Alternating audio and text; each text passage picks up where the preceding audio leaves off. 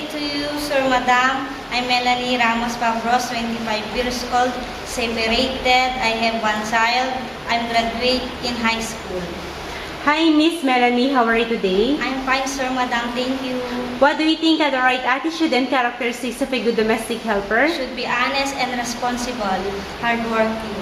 How will you avoid your homesickness? To make myself busy and hardworking in my job. Can you tell us how to take care of newborn baby?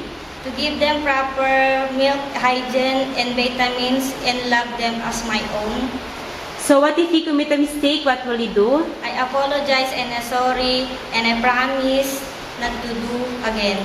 What is your last message or promise to your employer? Sir, Madam, please hire me in this job because I need it for my family. Promise my finish my year's contract. Thank you, Miss Melanie, and good luck. Thank you, Sir, Madam.